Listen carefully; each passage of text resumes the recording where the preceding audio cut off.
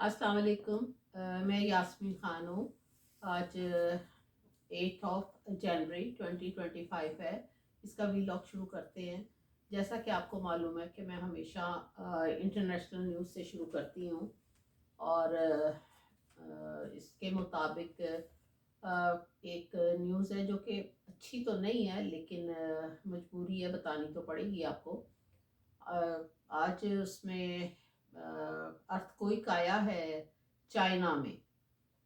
तो बहुत शदीद किस्म का ज़लज़ला आया है और ये ज़लज़ला जो है उनकी मगरिब साइड पर आया है चाइना के, और इसमें 100 के करीब लोगों की डेथ हो गई है। तो काफ़ी ज़्यादा तबाही हुई है और काफ़ी बिल्डिंग्स गिर गई हैं और बड़ा शदीद ज़लज़ला था। तो अफसोस तो है कि कीमती जानें ज़ाया गई हैं, लेकिन चाइना इतना इस्टेब्लिश है कि वो अपनी रिकंस्ट्रक्शन तो कर लेगा, विद इन फ्यू डेज शुरू कर लेगा, लेकिन जानों के जाने का दुख है। और बहुत ज़्यादा तबाही हुई है वहाँ पर। 100 यानी कि 100 बंदे गए हैं, तो इसका मतलब मिनिमम 100 घराने ख़त्म हो गए हैं, तो जिसका बहुत अफसोस है। और बाकी कंट्रीज़ भी आई थिंक सो हेल्प करेंगी और पाकिस्तान को भी करनी चाहिए। तो पाकिस्तान का तो वैसे ही वो बड़ा ब्रदर कंट्री है, जो कि अब की हुकूमत ने कुछ हालात उनके साथ ठीक नहीं रखे, कुछ ख़राब कर लिए हैं ताल्लुकात। लेकिन इससे पहले तो चाइना के साथ हमेशा बहुत अच्छे ताल्लुकात थे पाकिस्तान के ना, तो अब भी होने चाहिए। लेकिन बहरहाल अफसोस है हम सबको ना, इतने शदीद ज़लज़ले का और इतनी डेथ का ना। तो दूसरा डैम भी वो एक चाइना बना रहा था। मैंने आपको पहले भी 2-3 दिन पहले बताया था कि बहुत बड़ा दुनिया का डैम वो बना रहा है, यानी कि उसके पास इतना पैसा तो है। चाइना ने तरक्की बहुत की है, हालांकि वो पाकिस्तान के बाद आज़ाद हुआ है। उसकी independence day I think so first, और मैं जिनको नहीं भी पता तो मैं बता देती हूँ कि 1 अक्टूबर 1949 को वो आज़ाद हुआ था। वो अपना इंडिपेंडेंस डे मनाता है। तो पाकिस्तान के बाद आज़ाद होने के बाद उसने इतनी तरक्की की है कि पूरी दुनिया में उसका सामान जाता है, पूरी दुनिया में वो एक्सपोर्ट कर रहा है। तो अभी भी 100 लोग जो मर गए हैं वो उसको रिकंस्ट्रक्ट तो कर लेगा, लेकिन जानों का अफसोस है। और दूसरी खबर ये है कि जैसे आपको पहले भी मैंने बताया था कि ट्रम्प बड़ा खुश है कि अगर कनाडा के लोग जैसे चाह रहे हैं कि कनाडा को 51 स्टेट बना दिया जाए अमेरिका की, और जस्टिन ट्रूडो ने भी इस्तीफ़ा दे दिया है अपना, और अपनी पार्टी से भी रिज़ाइन कर दिया है। तो अभी इसका जो ट्रम्प का बड़ा बेटा है वहाँ पर विज़िट का भी इरादा रख रहा है, और उसको अगर ज़्यादातर पॉसिबल है कि वो ओथ लेने के बाद कनाडा को अपनी ही स्टेट बना लिया जाएगा। और कनाडा में के साथ ही एक है जगह ग्रीनलैंड, एक बहुत बड़ा जजीरा है दुनिया का ना। तो ट्रम्प चाहता है कि उसको भी ले लिया जाए, शामिल कर लिया जाए। तो जो है Greenland, actually Greenland is considered the part of kingdom of Denmark. तो अभी इस अपने ये इसका जो बड़ा बेटा है, जो पहली बीवी में से है इसके, उसको एरिक ट्रम्प जूनियर, ट्रम्प भी कहते हैं उसको, तो वो उसका विज़िट का वहाँ का इरादा है। और हो सकता है कि उस जजीरे को भी ये अमेरिका ले ले। तो अब देखें, इनकी डेनमार्क की हुकूमत के साथ इसकी बातचीत कुछ चल रही है और ये चाह भी रहा है। एक तो ये न्यूज़ थी। तो चौथी आपको मैं एक और भी दूं कि हूतीज़ ने फिर हमला किया है इसराइल पर। तो और उसने उसके अमेरिका के भी जहाज़ जो हैं, एयरक्राफ्ट और शिप्स पर भी हमला किया है, जिसको चाइना और रशिया ने कवर किया है। इसराइल ने इसकी खबर नहीं दी, तो उसने काफ़ी बमबारी की है। اور کافی تباہی پھر ہوتیز نے کی ہے، پتہ نہیں ہوتیز کو کیا ہو گیا ہے. تو اور امریکہ اور کے شپس کا بھی نقصان ہوا ہے، ایئر کرافٹ کا بھی نقصان ہوا ہے. تو اس طرح کی یہ حالات دنیا کے چل رہے ہیں جو میں آپ کو بتاؤں. اور ادھر سے 25 دسمبر آپ کو بتایا تھا کہ ساری دنیا کو ہی پتا کہ کرسمس ڈے تھا پوری دنیا میں کرسچنس کا. لیکن ایک کرسمس اور ہوتی جس کا بہت کم لوگوں کو نالج ہے. اس کا میں بتاؤں آج وہ کرسمس ڈے بھی تھا. وہ ہے کرسمس ڈے آج سے 200-250 سال پہلے. آپ نے رومن امپائر سنا ہوگا، موویز دیکھی ہوں گی، میں نے بھی اپنی ایجوکیشن میں اپنی بکس میں پڑھا ہوا ہے اس کو، رومن امپائر کو. تو یہ ہے آرتھوڈکس، اس کو کہتے ہیں آرتھوڈکس کرسچینس، جس میں کہ پیوٹن بھی شامل ہے روس کا، اور بھی کنٹریز کے لوگ ہیں، بلغاریہ ہے، گریس ہے، پھر جارجیا ہے، ایتھوپیا ہے، آرمینیا ہے. اس کے سارے لوگ جو ہیں یہ زیادہ تر آرتھوڈکس کرسمس مناتے ہیں. یہ رومن امپائر اس ٹائم کے لوگوں کی ریس چلی آ رہی ہے، تو ان کا کرسمس ڈے تھا اور لوگوں نے منایا ہے. اور دوسرا ایک اور بھی تھا نیوز میں آپ کو بتاؤں کہ لاس ویگس میں ہوا ہے آج نیو ٹیکنالوجی جس کو آرٹیفیشل انٹیلیجنس کہتے ہیں، اس کے تحت ایک شو ہوا ہے. اس میں نئی چیزیں انٹروڈیوس کروائی گئی ہیں، ٹی وی ہے، ٹیلی فون ہے، موبائل، اس کی چپس ہیں، گاڑیاں ہیں، اس طرح کی چیزیں نئی ٹیکنالوجی کے تحت انٹروڈیوس کروائی گئی ہیں، جو کہ 2025 کا ٹیک شو سے کہا گیا ہے. تو اب تھوڑا سا میں لوگوں کو یہ بھی بتاؤں کہ آپ لوگ جب اب الیکٹریکل چیزیں خریدیں ابھی تو اپنی ضرورت کے تحت بہت لیجیے گا، کیونکہ نئی ٹیکنالوجی کے تحت پرانی ساری چیزیں جو ہیں وہ پرانی ہو جائیں گی. اور ان کا سارا ایون کہ ٹیلی فون کی چپس بھی نہیں آ رہی ہیں، گاڑیوں کا بھی سسٹم نیا آ رہا ہے، اور وہ بالکل حیران کن ہے کہ وہ کس طرح کا ہے. اگر آپ اس کی پکچرز دیکھیں، روبوٹ آ رہے ہیں. تو آپ بہت ضرورت کے تحت لیجیے گا جو چیزیں ہوں، ادروائز وہ بالکل ٹیکنالوجی بالکل سسٹم ڈفرینٹ ہے اور نیا ہے. تو آج اس کا شو وہاں پر ہوا ہے، بہت بڑا شو ہوا ہے. تو یہ تو تھوڑی سی انٹرنیشنل نیوز تھی، ہے تو بہت ساری، لیکن اگر میں بتانے لگ گئی ابھی ڈومیسٹک بھی بتانی تو ویڈیو بہت لمبا ہو جائے گا. تو اب تھوڑی سی ڈومیسٹک نیوز پر بھی آتے ہیں. ڈومیسٹک نیوز تو خیر اتنی آپ کو پتہ ہی ہے کہ پاکستان کی اتنی اچھی نہیں ہوتی ہیں، لیکن اب بتانی تو ہے نا. پاکستان میں آج میں نے سنا کہ ایک فیصلہ آباد میں ایک جیل میں 3 سگے بھائی اور ایک ان کا کزن تھا، 3 سگے بھائیوں کا جیل میں قتل ہوا ہے. اور کزن جو تھا ان کا اس کو زخمی کیا گیا ہے. پولیس والے کہہ رہے ہیں کہ جی چھت سے کچھ لوگ آئے ہیں اور انہوں نے آ کے قتل کیا ہے.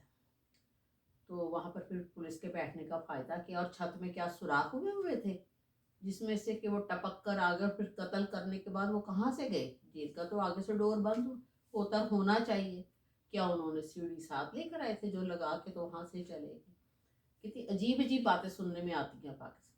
یہ ڈیفینیٹلی ایسا نہیں، یہ پولیس والے خود شامل ہوں گے اور انہوں نے ہی پیسے لے کے تو ان کو قتل کروایا ہوگا. تو بات اس طرح بنا دی ہے. یا پھر یہ دوسری بات یہ ہے کہ یہ اس طرح کی گراؤنڈ بنا رہے کہ جیل میں بھی قتل ہو سکتا ہے. آپ میرا مطلب سمجھ گئے ہوں گے کہ ان کا اشارہ کدھر ہے، کہ کس ٹائپ کی گراؤنڈ بنا رہے ہیں. کہ ان کی جیلوں میں بھی ان کی چھتوں میں سوراخ ہیں جہاں سے قاتل آتے ہیں اور آ کے مار کے چلے جاتے ہیں. تو ایک تو یہ خبر تھی. تو دوسرا پاکستان میں اور بھی میں آپ کو بتاؤں کہ ہاں جی، دینی تعلیم کے لیے ایک میجر جنرل ریٹائرڈ ہیں غلام شبیر قمر صاحب، ان کو ہائر کیا گیا ہے. وہ اب دینی تعلیم دیں گے پاکستان میں، اس کے سربراہ مقرر ہوئے ہیں. تو اب مولوی حضرات کو میرے خیال سے تھوڑا سا پریشانی ہو جائے گی، کیونکہ ان کے حلوے بند ہو جائیں گے. جب ان کے سربراہ ہی میجر جنرل ریٹائرڈ آ گیا ہے بندہ، تو یہ مدرسے کس طرح چلائیں گے؟ 3 سال تک وہ اس کے سربراہ رہیں گے آرمی کے۔ ایک تو یہ خبر تھی۔ دوسری، نجم سیٹھی صاحب فرماتے ہیں کہ افغانستان میں جو پاکستان نے حملہ کیا ہے اپنے جہازوں کے ذریعے، تو افغانستان کے پاس تو جہاز نہیں ہے، وہ ہم پر جہازوں سے آ کے حملہ نہیں کر سکتے، تو ہم نے ان کے اوپر حملہ کیا ہے۔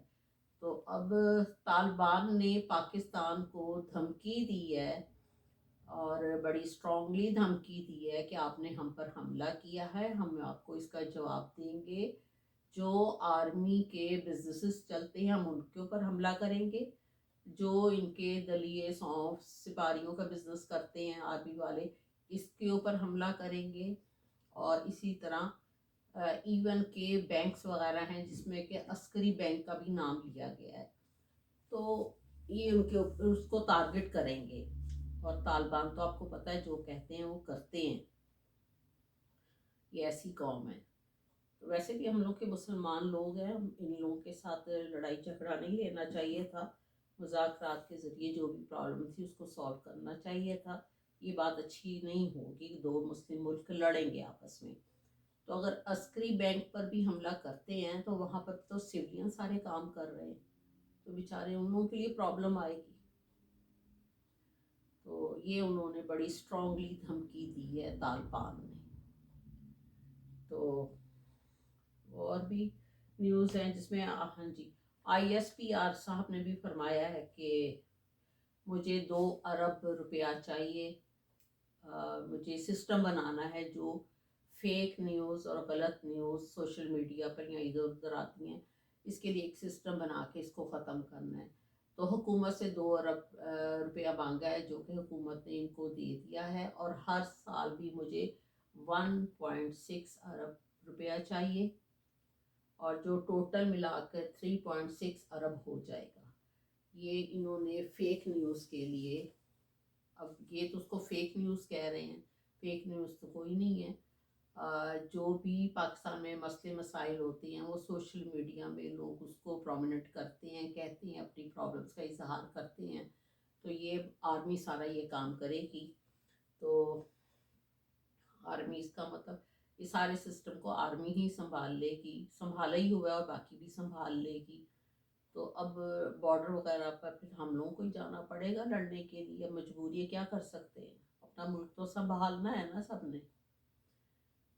تو ایک اور نیوز تھی کہ حفیظ الرحمان صاحب جو کہ چیئرمین ہیں اس کا انٹرنیٹ کو ڈیل کرتے ہیں، اس کے چیئرمین ہیں، وہ کہتے ہیں کہ جی میں نے آپ کو پہلے بھی بتایا تھا کہ حکومت کہتی ہے یا پیچھے سے آرڈر آتا ہے تو بند ہو جاتا ہے۔ اب انٹرنیٹ کے اوپر تو سارا سسٹم چل رہا ہے، پوری دنیا میں ہی چل رہا ہے، سارے بزنسز ہو رہے ہیں، پڑھائی ہو رہی ہے، آن لائن ہو رہی ہے، کلاسز ہو رہی ہیں، اچھے برے سارے کام آن لائن ہو رہے ہیں، ہر وقت ٹیلی فون کو یوز کیا جاتا ہے، تو ای میل کی جاتی ہے، فیکسز کی جاتی ہیں، تو وہ کہتے ہیں کہ جی میں کیا کر سکتا ہوں، بتائیں میرا کیا قصور ہے۔ تو اس طرح 1.6 ارب کا نقصان پاکستان میں آلریڈی ہو چکا ہے انٹرنیٹ بند کرنے سے یا سلو کرنے سے۔ تو یہ تھوڑی سی صورتحال تھی جو میں نے آپ کو بتائی ہے، پاکستان کی بھی اور باہر کی دنیا کی بھی۔ تو عمران خان صاحب کے بارے میں یہ ہے کہ وہ کہتے ہیں کہ جب تک میرے ورکرز کو نہیں چھوڑو گے میں باہر نہیں آؤں گا، جب تک میرا آخری ورکر باہر نہیں آئے گا میں نہیں آؤں گا۔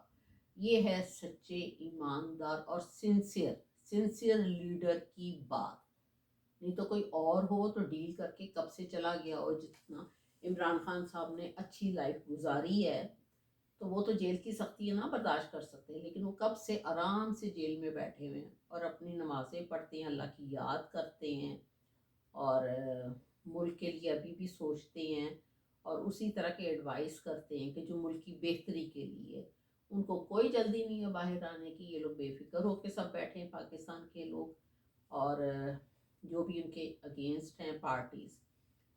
تو باقی مریم صفدر کے لیے یہ ہے کہ ان کے ہاتھ تو اپنے ہاتھوں میں ان کا ہاتھ، شیخ صاحب کا ہاتھ لینے پہ لوگوں نے بہت زیادہ اعتراضات کیے ہیں. تو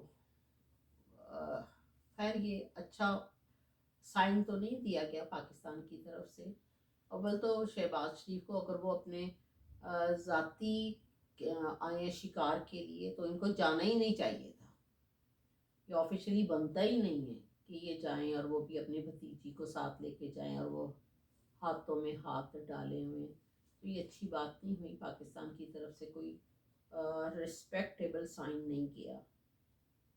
تو آئندہ تھوڑا سا اگر غلطی ہو بھی گئی ہے تو آئندہ تھوڑا سا کیئر کیجیے اور اس طرح کے سائن نہ دیجیے. ہم باہر کے ملکوں میں یہاں رہتے ہیں، ہاتھ کسی سے ملانا ہو تو زیادہ یوں ہاتھ کرتے ہیں اور ہاتھ ملا لیتے ہیں. لیکن اب کسی آدمی کا ہاتھ پکڑ کے ہم دونوں ہاتھوں میں لے لیں گے تو اس طرح ہاتھ شیک ہینڈ نہیں کیا جاتا.